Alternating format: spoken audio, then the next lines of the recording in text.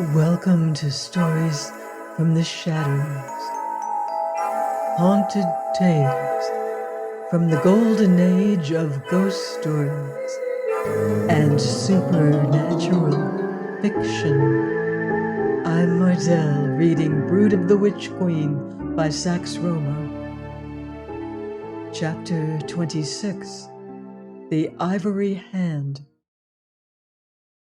For close upon an hour, Robert Cairn sat at his writing table, endeavoring to puzzle out a solution to the mystery of Ferrara's motive.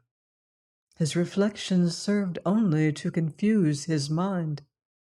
A tangible clue lay upon the table before him, the silken cord. But it was a clue of such a nature that whatever deductions an expert detective might have based upon it, Robert Cairn could base none. Dusk was not far off, and he knew that his nerves were not what they had been before those events which had led to his Egyptian journey. He was back in his own chamber, scene of one gruesome outrage in Ferrara's unholy campaign, for darkness is the alley of crime, and it had always been in the darkness that Ferrara's activities had most fearfully manifested themselves. What was that? Karen ran to the window and leaned out, looking down into the court below. He could have sworn that a voice possessing a strange music, a husky music wholly hateful, had called him by name. But at that moment the court was deserted, for it was already past the hour at which members of the legal fraternity desert their business premises to hasten homewards. Shadows were creeping under the quaint old archways. Shadows were draping the ancient walls. And there was something in the aspect of the place which reminded him of a quadrangle at Oxford, across which, upon a certain fateful evening, he and another had watched the red light rising and falling in Antony Ferrara's rooms. Clearly his imagination was playing him tricks, and against this he knew full well that he must guard himself. The light in his rooms was growing dim, but instinctively his gaze sought out and found the mysterious silken cord amid the litter on the table. He contemplated the telephone, but since he had left a message for his father, he knew that the latter would ring him up directly he returned. Work, he thought, should be the likeliest antidote to the poisonous thoughts which oppressed his mind. And again he seated himself at the table and opened his notes before him. The silken rope lay close to his left hand, but he did not touch it. He was about to switch on the reading lamp, for now it was too dark to write, when his mind wandered off along another channel of reflection. He found himself picturing Myra as she had looked the last time he had seen her. She was seated in Mr. Saunderson's garden, still pale from her dreadful illness, but beautiful, more beautiful in the eyes of Robert Cairn than any other woman in the world. The breeze was blowing her rebellious curls across her eyes bright with a happiness which he loved to see. Her cheeks were paler than they were wont to be, and the sweet lips had lost something of their firmness. She wore a short cloak and a wide-brimmed hat, unfashionable but becoming. No one but Myra could successfully have worn that hat, he thought. Wrapped in such lover-like memories, he forgot that he had sat down to write, forgot that he held a pen in his hand, and that this same hand had been outstretched to ignite the lamp. When he ultimately awoke again to the hard facts of his lonely environment, he also awoke to a singular circumstance. He made the acquaintance of a strange phenomenon. He had been writing unconsciously, and this was what he had written. Robert Cairn, renounce your pursuit of me and renounce Myra or tonight. The sentence was unfinished. Momentarily he stared at the words, endeavoring to persuade himself that he had written them consciously in his idle mood, but some voice within gave him the lie, so that with a suppressed groan he muttered aloud, "It has begun." Almost as he spoke, there came a sound from the passage outside that led him to slide his hand across the table and to seize his revolver. The visible presence of the little weapon reassured him, and as a further sedative he resorted to tobacco, filled and lighted his pipe, and leant back in the chair, blowing smoke rings towards the closed door. He listened intently and heard the sound again. It was a soft hiss, and now he thought he could detect another noise, as of some creature dragging its body along the floor. A lizard, he thought, and a memory of the basilisk eyes of Antony Ferrara came to him. Both the sounds seemed to be coming slowly nearer and nearer, the dragging thing being evidently responsible for the hissing, until Cairn decided that the creature must be immediately outside the door. Revolver in hand, he leapt across the room and threw the door open. The red carpet, to right and left, was innocent of reptiles. Perhaps the creaking of the revolving chair as he had prepared to quit it had frightened the thing. With the idea before him, he systematically searched all the rooms into which it might have gone. His search was unavailing.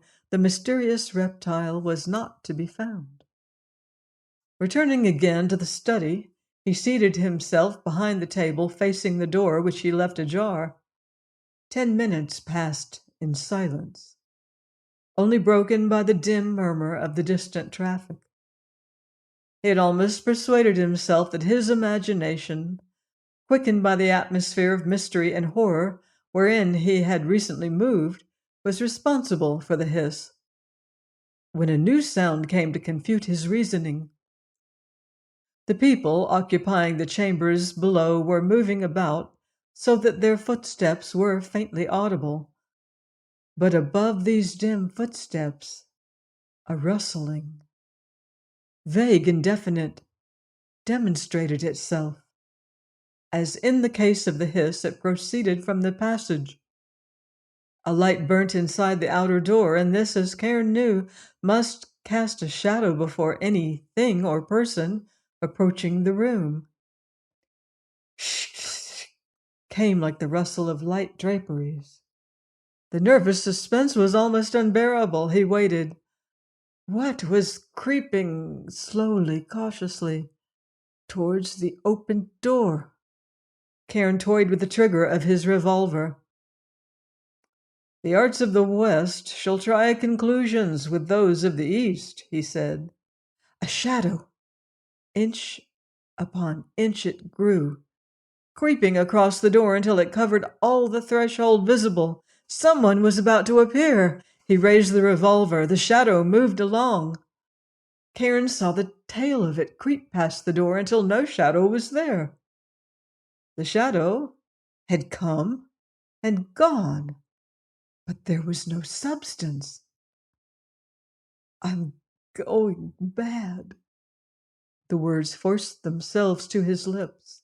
He rested his chin upon his hands and clenched his teeth grimly. Did the horrors of insanity stare him in the face? From that recent illness in London, when his nervous system had collapsed utterly, despite his stay in Egypt, he had never fully recovered. A month will see you fit again, his father had said, but perhaps he'd been wrong. Perhaps the affection had been deeper than he had suspected, and now this endless carnival of supernatural happenings had strained the weakened cells so that he was become as a man in a delirium. Where did reality end and fantasy begin? Was it all merely subjective? He had read of such aberrations. And now he sat, wondering if he were the victim of a like affliction. And while he wondered, he stared at the rope of silk that was real. Logic came to his rescue. If he had seen and heard strange things, so too had Syme in Egypt. So had his father. Both in Egypt and in London, inexplicable things were happening around him, and all could not be mad. I am getting morbid again, he told himself. The tricks of our damnable Ferrara are getting on my nerves. Just what he desires and intends. This latter reflection spurred him to new activity, and pocketing the revolver, he switched off the light in the study and looked out the window. Glancing across the court, he thought that he saw a man standing below, peering upward. With his hands resting upon the window ledge, Karen looked long and steadily. There was certainly someone standing in the shadow of the tall plane tree, but whether man or woman, he could not determine. The unknown remaining in the same position, apparently watching, Karen ran downstairs and, passing out into the court, walked rapidly across to the tree. There he paused in some surprise. There was no one visible by the tree, and the whole court was quite deserted. I must have slipped off through the archway, he concluded, and walking back, he remounted the stair and entered his chambers again. Feeling a renewed curiosity regarding the silken rope which had so strangely come into his possession, he sat down at the table and, mastering his distaste for the thing, took it in his hands and examined it closely by the light of the lamp. He was seated with his back to the windows, facing the door, so that no one could possibly have entered the room unseen by him. It was as he was bending down to scrutinize the curious plating that he felt a sensation stealing over him, as though someone were standing very close to his chair. Grimly determined to resist any hypnotic tricks that might be practiced against him, and well assured that there could be no person actually present in the chambers, he sat back, resting his revolver on his knee. Prompted by he knew not what, he slipped the silk cord into the table drawer and turned the key upon it. As he did so, a hand crept over his shoulder, followed by a bare arm of the hue of old ivory. A woman's arm! Transfixed he sat, his eyes fastened upon the ring of dull metal, bearing a green stone inscribed with a complex figure, vaguely resembling a spider, which adorned the index finger. A faint perfume stole to his nostrils, that of the secret incense, and the ring was the ring of the Witch Queen. In this incredible moment, he relaxed that iron control of his mind, which alone had saved him before. Even as he realized it and strove to recover himself, he knew that it was too late. He knew that he was lost.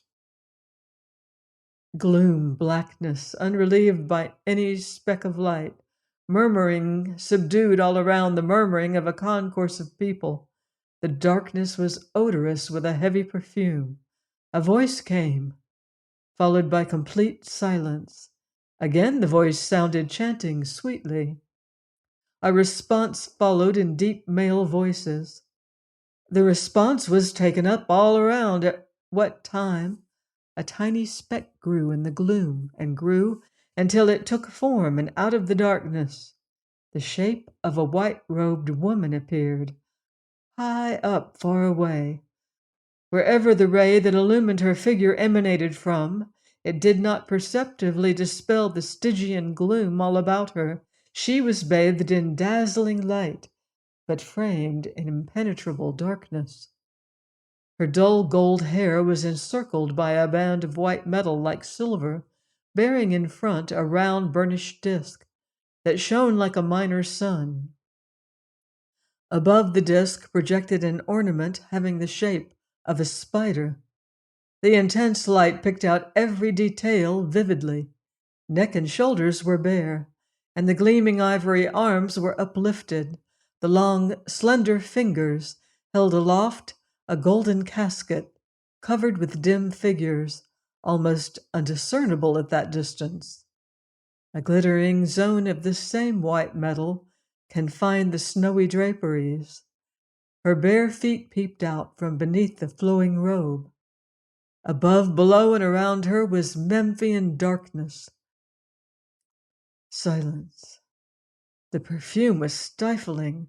A voice seeming to come from a great distance cried, "On your knees to the Book of Thoth! On your knees to the Wisdom Queen, who is deathless, being unborn, who is dead through living, whose beauty is for all men, that all men may die." The whole invisible concourse took up the chant, and the light faded. Only the speck on the disk below the spider was visible. Then that too vanished. A bell was ringing furiously. Its din grew louder and louder. It became unsupportable. Karen threw out his arms and staggered up like a man intoxicated. He grasped at the table lamp only just in time to prevent it overturning. The ringing was that of his telephone bell. He had been unconscious then, under some spell. He unhooked the receiver and heard his father's voice. "That you, Rob?" asked the doctor anxiously. "Yes, sir," replied Karen eagerly, and he opened the drawer and slid his hand in for the silken cord. "There is something you have to tell me." Karen, without preamble, plunged excitedly into an account of his meeting with Ferrara. "The silk cord," he concluded, "I have in my hand at the present moment, and—" "Hold on a moment," came Karen's voice rather grimly. Followed a short interval then. "Hello, Rob, listen to this from tonight's paper. A curious discovery was made by an attendant in one of the rooms of the Indian section of the British Museum late this evening. A case had been opened in some way, and although it contained more valuable objects, the only item which the thief had abstracted was a thug's strangling cord from Kundali." "But I don't understand." "Ferrara meant you to find that cord, boy. Remember, he is unacquainted with your chambers, and he requires a focus for his damnable forces. He knows well that you will have the thing somewhere near to you, and probably he knows something of its awful history. You're in danger. Keep a fast hold upon yourself, and I shall be with you in less than half an hour." Join me next time on Stories from the Shadows for more esoteric adventures and Brood of the Witch Queen by Sax Rohmer. Until then, I wouldn't blame you if you leave the lights on.